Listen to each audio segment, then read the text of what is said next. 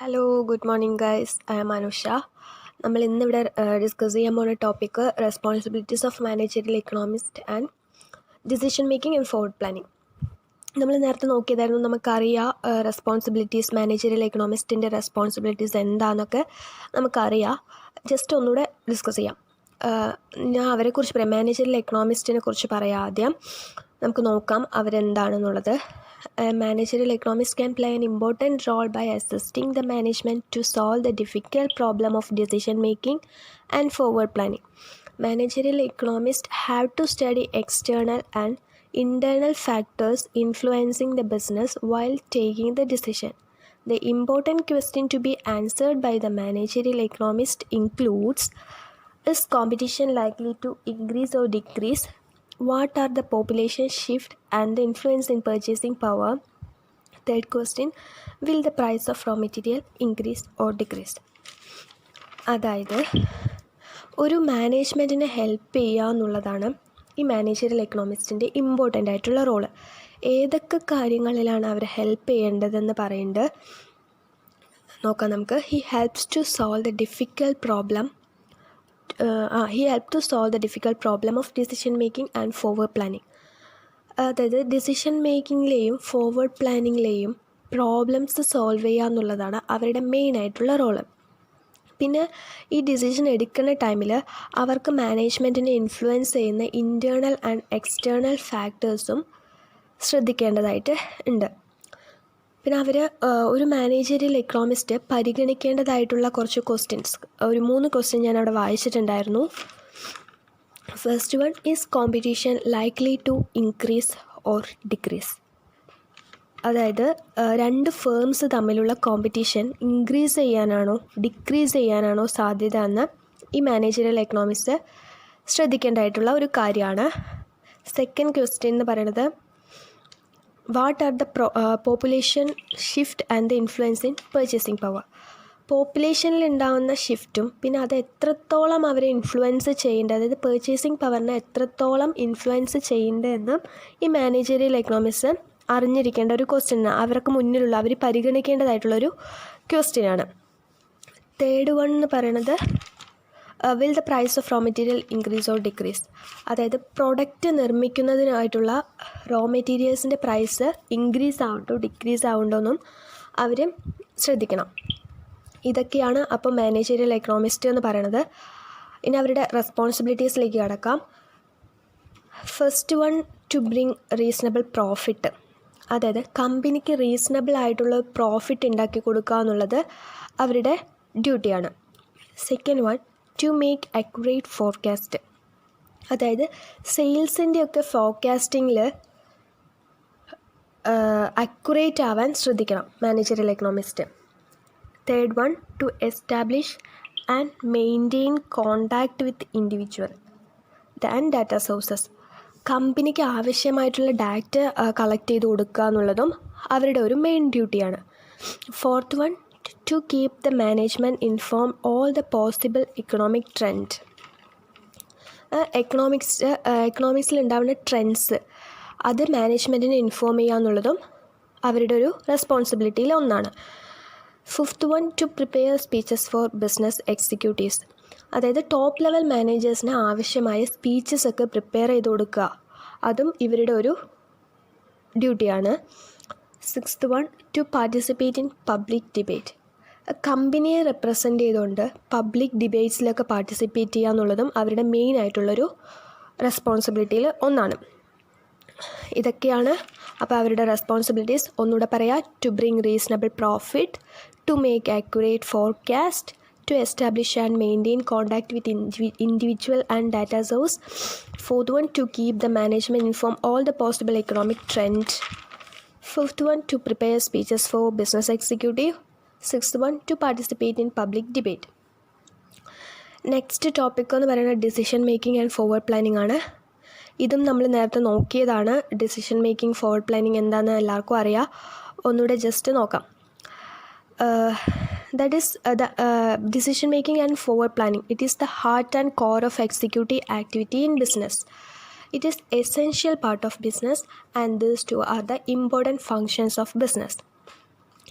Decision making എന്ന് പറഞ്ഞാൽ എന്താണെന്ന് നോക്കാം. ഇനി decision making means the process of selecting one action from 2 or more alternative course of action. അതായത് ഒരുപാട് ഓൾട്ടർനേറ്റീവ് കോഴ്സിൽ നിന്ന് ഒന്ന് സെലക്ട് ചെയ്യുക, ബെസ്റ്റായിട്ടുള്ള ഒന്ന് സെലക്ട് ചെയ്യുക, അതാണ് ഈ ഡിസിഷൻ മേക്കിംഗ് എന്ന് പറയുന്നത്. And forward planning means establishing plans for the future to carry out the decision so taken. അതായത് ഫ്യൂച്ചറിലേക്ക് വേണ്ടിയുള്ള പ്ലാൻസ് സെറ്റ് ചെയ്ത് വയ്ക്കുക, അതാണ് ഫോർവേഡ് പ്ലാനിങ്.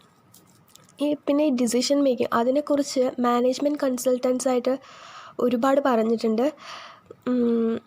നമ്മുടെ ടെക്സ്റ്റിലുണ്ട് കുറച്ച് പേര് പറഞ്ഞത്. JW Duncan and James toner എന്താണ് അവരുടെ ഒപ്പീനിയൻ, ഡിസിഷൻ മേക്കിംഗ് അവർ എങ്ങനെ ഡിഫൈൻ ചെയ്യണം എന്നുള്ളത് നമ്മുടെ ടെക്സ്റ്റിൽ പറഞ്ഞിട്ടുണ്ട്. ജസ്റ്റ് നമുക്ക് നോക്കാം. According to JW Duncan, decision making is the process of choosing a course of action from 2 or more alternatives. അതായത് നേരത്തെ പറഞ്ഞത് തന്നെയാണ്, ഒരുപാട് ഓൾട്ടർനേറ്റീവ് കോഴ്സസിൽ നിന്നും ഒന്ന് സെലക്ട് ചെയ്യുക. അതുതന്നെയാണ് നമ്മുടെ JW ഡൻകനും പറയുന്നത് ഡിസിഷൻ മേക്കിങ്ങിനെ കുറിച്ച്.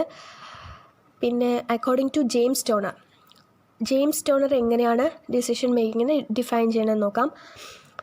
Decision making is the process of identifying and selecting a course of action to solve a specific problem. അതായത് ജെയിംസ് ടോണർ പറയണത് തന്നെയാണ് ഡിസിഷൻ മേക്കിംഗ് എന്ന് പറയുന്നത്. കോഴ്സ് ഓഫ് ആക്ഷൻ, അതായത് ഒരുപാട് കോഴ്സ് ഓഫ് ആക്ഷനിൽ നിന്ന് ഒന്ന് സെലക്ട് ചെയ്യുക, ബെസ്റ്റായിട്ടുള്ള ഒന്ന് സെലക്ട് ചെയ്യുക. എന്തിനു വേണ്ടി? To solve a specific problem. അതായത് ഒരു സ്പെസിഫിക് ആയിട്ടുള്ള പ്രോബ്ലം സോൾവ് ചെയ്യാൻ വേണ്ടിയിട്ട് ഒരുപാട് ഓൾട്ടർനേറ്റീവ്സിൽ നിന്ന് ഒന്ന് സെലക്ട് ചെയ്യാം, അതാണ് ഡിസിഷൻ മേക്കിംഗ് എന്ന് ജെയിംസ് ടോണർ പറയണത്. Next, the word decision is derive from the Latin word decidere. It means to cut off. ഈ ഡിസിഷൻ എന്ന് പറയുന്ന വേർഡ് ഒരു ലാറ്റിൻ വേർഡായിട്ടുള്ള ഡെസീഡോ എന്നുള്ള ഇതിൽ നിന്നാണ് ഡിറൈവ്ഡ് ആയിരിക്കുന്നത്. അതിൻ്റെ മീനിങ്, അതായത് ഡെസീഡോ എന്നുള്ളതിൻ്റെ മീനിങ് എന്ന് പറയുന്നത് ടു കട്ട് ഓഫ് എന്നാണ്. പിന്നെ ഈ ഡിസിഷൻ മേക്കിംഗ് എന്ന് പറഞ്ഞാൽ ഒരു കമ്പനിയെ സംബന്ധിച്ചിടത്തോളം ഡിസിഷൻ മേക്കിംഗ് എന്ന് പറയുന്നത് ഇമ്പോർട്ടൻ്റ് ആയിട്ടുള്ളൊരു ആസ്പെക്റ്റാണ്. കാരണം നമ്മുടെ ഫ്യൂച്ചറിൽ ഉണ്ടാവുന്ന ലോസ് ആണെങ്കിലും പ്രോഫിറ്റ് ആണെങ്കിലും അത് ഈ ഡിസിഷൻ്റെ ബേസിലായിരിക്കും.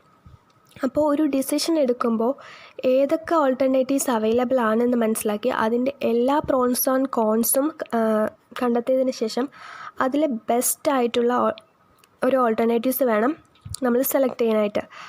ഇവിടെ എന്തെങ്കിലും മിസ്റ്റേക്ക് പറ്റുക, അതായത് നമ്മൾ എടുക്കുന്ന ഡിസിഷനിൽ എന്തെങ്കിലും മിസ്റ്റേക്ക് പറ്റിക്കഴിഞ്ഞാൽ അത് അഫക്റ്റ് ചെയ്യണത് നമ്മുടെ എൻറ്റയർ ഓർഗനൈസേഷനായിരിക്കും, ഇൻക്ലൂഡിങ് പ്രോഫിറ്റ് ഓൾസോ. അപ്പോൾ ഏറ്റവും കുറവ് നെഗറ്റീവ്സും ഫീസബിൾ ആയിട്ടുള്ളതും നല്ല പ്രോഫിറ്റബിളും ആയിട്ടുള്ള ഓൾട്ടർനേറ്റീവ്സ് മാത്രം നമുക്ക് സെലക്ട് ചെയ്യാനായിട്ട് പറ്റുള്ളൂ. അത് സെലക്ട് ചെയ്തിട്ട് ഇംപ്ലിമെൻറ്റ് ചെയ്യുക മാത്രമല്ല, അത് നമ്മുടെ പ്ലാനിങ് അനുസരിച്ചാണോ മുന്നോട്ട് പോണത് എന്നും നോക്കേണ്ടതായിട്ടുണ്ട്. ഇങ്ങനെയൊക്കെയാണ് ഒരു ഡിസിഷൻ എടുക്കേണ്ടത്. അപ്പോൾ ഒരു കമ്പനിയിൽ ഡിസിഷൻ എടുക്കുക എന്ന് പറയുമ്പോൾ ഇത്തരം കാര്യങ്ങളൊക്കെ നമ്മൾ ശ്രദ്ധിക്കേണ്ടതായിട്ട് ഉണ്ട്. അതുകൊണ്ട് തന്നെയാണ് ഈ ഡിസിഷൻ മേക്കിംഗ് എന്ന് പറയുന്നത് ഒരു കമ്പനിയെ സംബന്ധിച്ചിടത്തോളം തന്നെ ഇമ്പോർട്ടൻ്റ് ആയിട്ടുള്ളൊരു കാര്യം തന്നെയാണ്. ഇനി ഫോർവേഡ് പ്ലാനിങ് പറയണത് നമുക്ക് ഫ്യൂച്ചറിൽ എപ്പോഴും, നമ്മുടെ ഫ്യൂച്ചർ എന്ന് പറയുന്നത് എപ്പോഴും അൺസർട്ടൈൻ ആണ്. ഫ്യൂച്ചറിൽ എന്ത് സംഭവിക്കും എന്നുള്ളത് നമുക്ക് പ്രെഡിക്റ്റ് ചെയ്യാനായിട്ട് പറ്റില്ല. അതുകൊണ്ട് തന്നെ ഫോർവേഡ് പ്ലാനിംഗ് എന്ന് പറയുന്നത് ഒരു ടഫസ്റ്റ് ആയിട്ടുള്ള വർക്ക് തന്നെയാണ് കമ്പനിയെ സംബന്ധിച്ചിടത്തോളം. പക്ഷേ നമുക്ക് ഒരുപാട് കാര്യങ്ങൾ യോജിപ്പിച്ചുകൊണ്ട് ഒരു പ്രഡിക്ഷൻ നടത്താനായിട്ട് സാധിക്കും. ആ പ്രഡിക്ഷൻ്റെ അക്യുറേറ്റ്നെസ്സിലായിരിക്കും പ്രോഫിറ്റ് കിട്ടുമോ ഇല്ലയോ എന്നൊക്കെ തീരുമാനിക്കണത്. അപ്പോൾ എന്ത് ചെയ്യുകയാണെങ്കിലും, അതായത് കമ്പനിയിൽ നമ്മൾ ഡിസിഷൻ എടുക്കുകയാണെങ്കിലും അത് കമ്പനിയിൽ എന്ത് ചെയ്യുകയാണെങ്കിലും നമ്മൾ ഡെപ്ത് ആയിട്ടുള്ള നോളജോടുകൂടി നല്ല ഫോഴ്സ് ആയിട്ടുള്ള മാനേജേഴ്സിൻ്റെയൊക്കെ ഡിസിഷൻ ചോദിച്ചുകൊണ്ട് നമ്മൾ ഫോർവേഡ് പ്ലാനിങ്ങിലൂടെ കമ്പനിയെ മുന്നോട്ട് കൊണ്ടുപോകാനായിട്ട് ഹെൽപ്പ് ചെയ്യാൻ നമുക്ക് പറ്റും. അപ്പോൾ ഇത്രയേ ഉള്ളൂ ഡിസിഷൻ മേക്കിംഗ് എന്ന് പറയുന്നത്. മൊത്തത്തിൽ പറഞ്ഞാൽ it is the selection of the best course of action. പിന്നെ ഫോർവേഡ് പ്ലാനിംഗ് എന്ന് പറയുന്നത് establishing plans for the future to carry out the decision so taken. ഇതാണ് ഡിസിഷൻ മേക്കിങ്ങും ഫോർവേഡ് പ്ലാനിങ്ങും. മനസ്സിലായെന്ന് വിചാരിക്കുന്നു. നമ്മൾ ഇന്ന് നോക്കിയ ടോപ്പിക്സ് എന്ന് പറയുന്നത് റെസ്പോൺസിബിലിറ്റീസ് ഓഫ് മാനേജറിയൽ എക്കണോമിസ്റ്റ് ആണ്.